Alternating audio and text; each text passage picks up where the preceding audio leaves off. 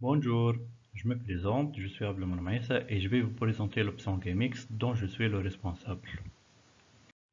Alors, je vais commencer par vous présenter l'option brièvement, puis on verra ensemble les objectifs de la formation, c'est-à-dire les compétences que les étudiants vont acquérir, disons, vers la fin de la formation.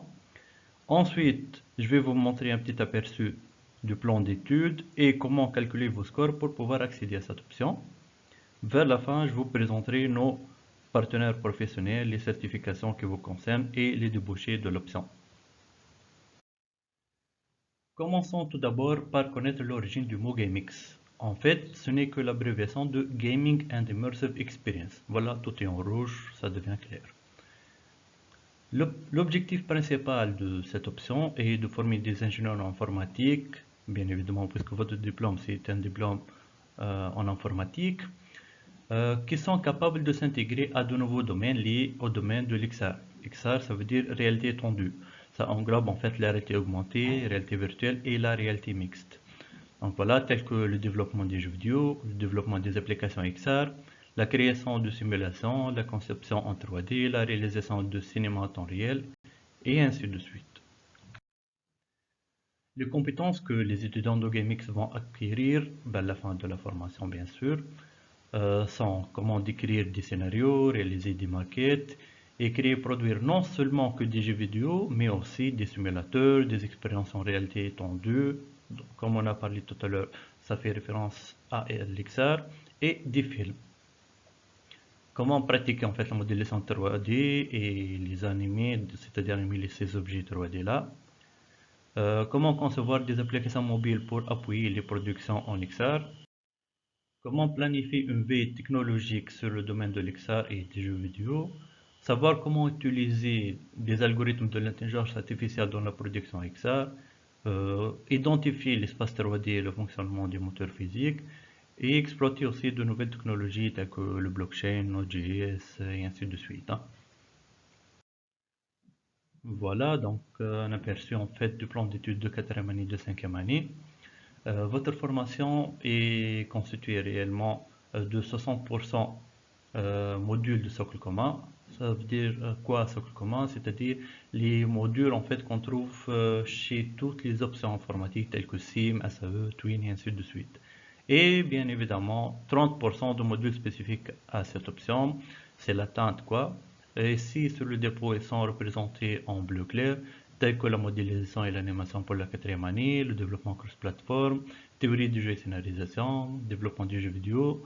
Pour le semestre 8, il y a les nouvelles technologies telles que le blockchain, Node.js, les technologies XR tendance. On utilise par exemple le HoloLens, HTC Vive Pro et ainsi de suite. Et le projet phare qui est le projet d'intégration gaming. Pour 5e année, donc vous aurez plusieurs séminaires.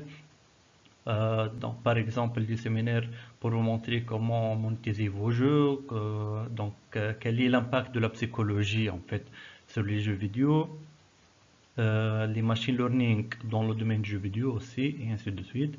DevOps, ça c'est un domaine tendance, je pense que vous avez une idée sur le DevOps, et d'autres moteurs de jeu donc alternatifs, parce qu'en 4e année, vous allez voir en fait dans le module développement du jeu vidéo, un moteur de jeu, et en 5e année, dans le module moteur de jeu, vous allez voir un autre moteur de jeu, hein. Voilà, donc tout ce qui est en bleu, en blanc en fait, ce sont des modules en commun avec les autres options. Bien évidemment, cette option elle est ouverte aux étudiants de 3A et 3B. Le calcul de score est comme suit. C'est 40% de la moyenne générale, 10% du lieu communication, culture et citoyenneté, 10% du lieu management de l'entreprise, 10% des modules mathématiques, dont je cite technique d'estimation pour l'ingénieur, l'analyse numérique et calcul scientifique. Maintenant, pour les 3A, on va y ajouter 10% de l'UE PIDEV, 10% de module Java et 10% du module programmation des terminaux mobiles connu sous le nom de CodeName chez les étudiants. Et pour 3B, donc on y ajoute 10% de l'UE technologie web 1, 10% de Java et 10% de module EML.